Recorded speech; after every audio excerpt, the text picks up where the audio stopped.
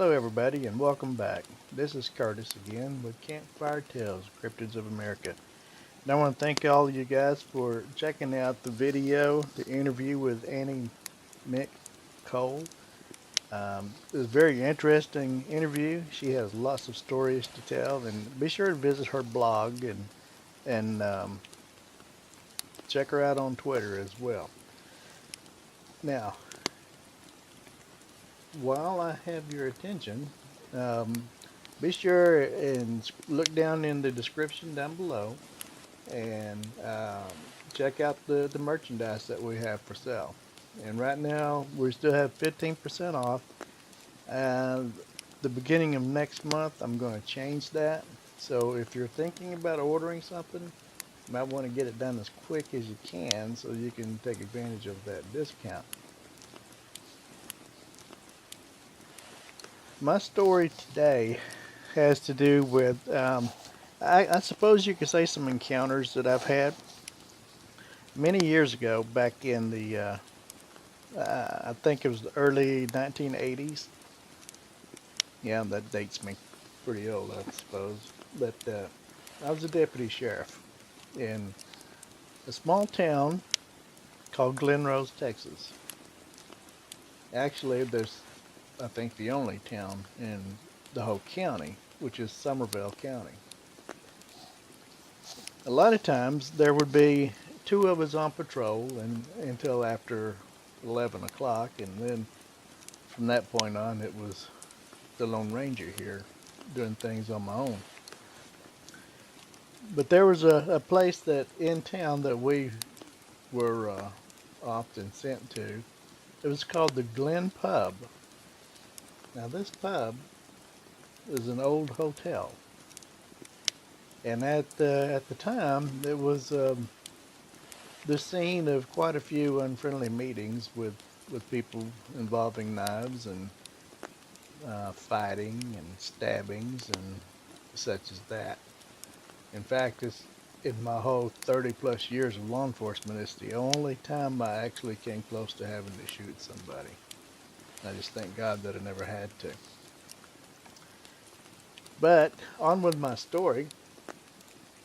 Back in April of this year, which is 2019, my wife and I stayed at a RV park just outside of Glen Rose called Bison Hill Ranch. And it was pretty nice.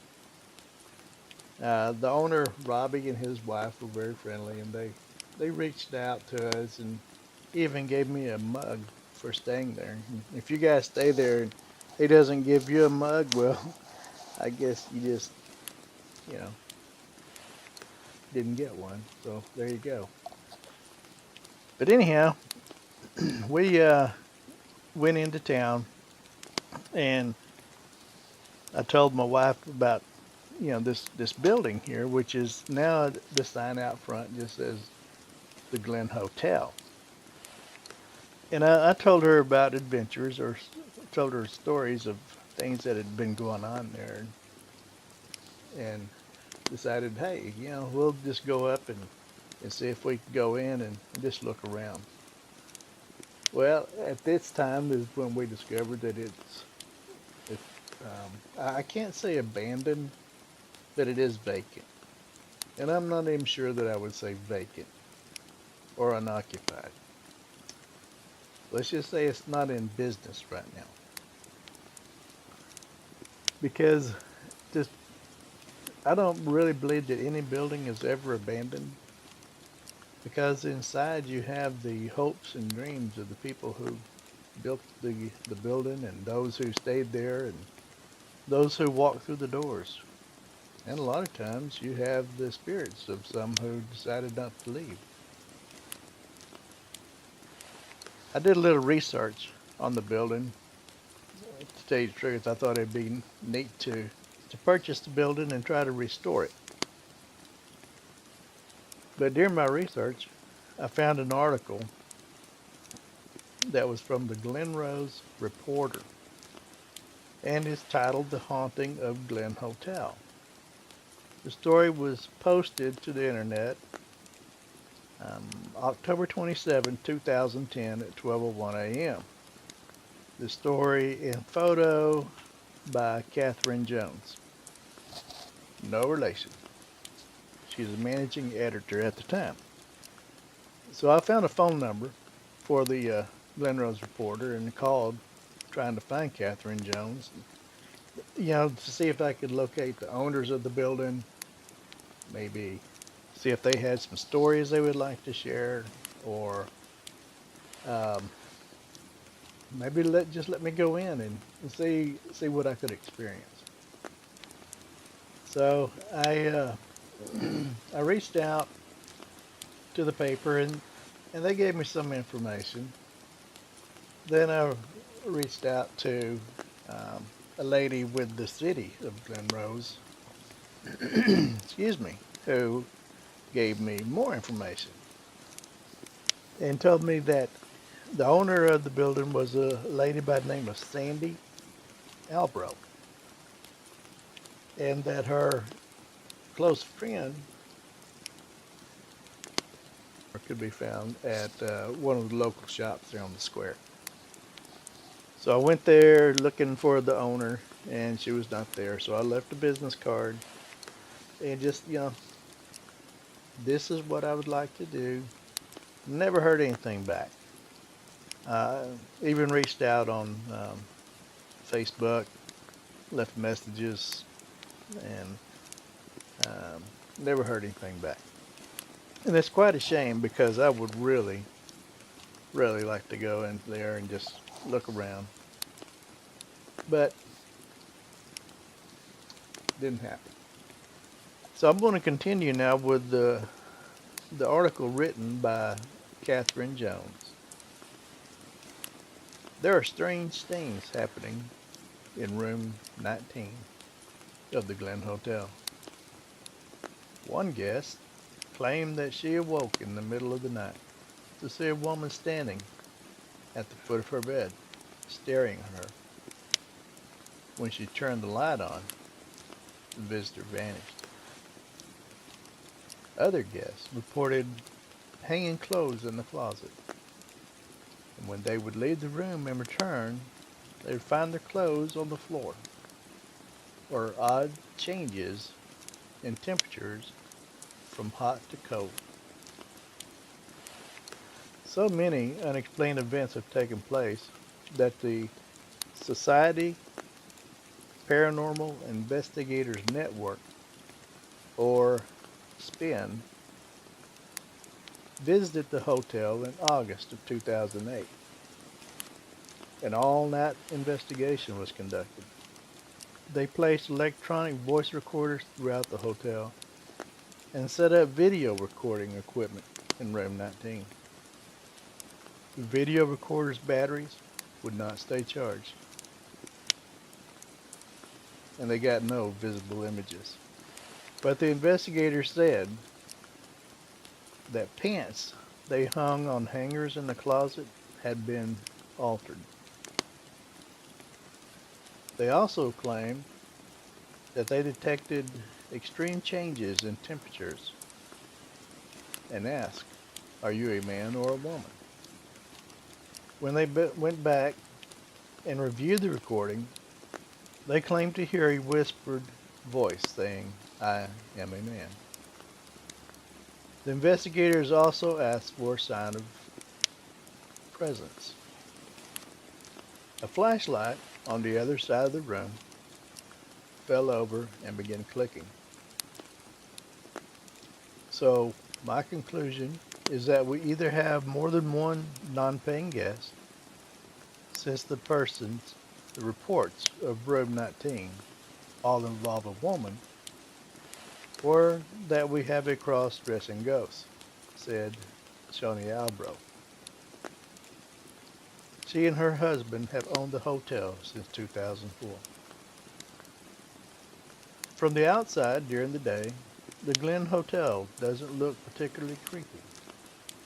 Its 1920 stylish complements Glen Rose Hotel, Glen Rose historic and electric downtown district. And it's just a block away from the busy square. On a recent moonlit night However, the hotel sign, a red glow, and its facade cast in a bluish hue did look ghostly. Looking at the dark upper windows and the balcony, one's imagination could conjure some pretty frightening images, especially if you remember the haunted hotel from Stephen King's book, The Shining, and the creepy movie made from it.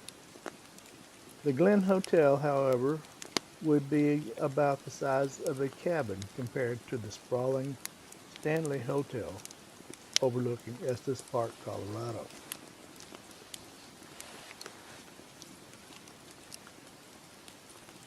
And of course, this was the hotel which inspired Stephen King's book. Albro takes the attention in stride. Ghosts are good for business, especially this time of year around Halloween. Haunted hotels have become sought after travel destinations for people wanting something unusual, a room with a boo. One internet site, Haunted American Tours, ranked the top 10 haunted hotels in the United States. No Texas hotels made the list, but the Baker Hotel in Mineral Wells has also been the focus of people on the trail of paranormal activities. On its website, Haunted America Tours offers this tip for booking a guest room with ghosts. For all haunted hotel travel, ghost hunting, or paranormal adventures, early hotel reservations are always advised. Joking aside, guests who call themselves sensitive to the unexplained and the paranormal seek out the Glen. One girl who came to the hotel said that she felt a lot of things in the hotel. A sensitive feels and doesn't see ghosts. The woman said that at 2:30 a.m. the bed she was on was pushed off its rails. Albro said that she finds it interesting that ghosts would choose room 19. Other rooms in the hotel have had strange occurrences, but they seem to be concentrated in that particular room. She said, "I thought it would be in the basement. It's creepy, like a Freddy Krueger thing. Fictional characters from the Nightmare on Elm Street horror films. I just don't go down there." She said, "You might call this the Nightmare on Bernard Street, near Elm Street." When asked if she believed in ghosts, Albro said, "Yes, I do." One year, the hotel was on the holiday season tour of homes, and Albro was getting ready to decorate. A covered wagon replica sitting on the mantel came flying off and landed on the floor. She says she has heard voices singing and music playing when there's no one in the hotel. One time Albro heard something rolling upstairs and found a chunk of a wall on the floor. Only the walls were intact. Or she smelled the strong aroma of coffee as if someone were brewing it and breathing it in her face. Only there's no coffee brewing.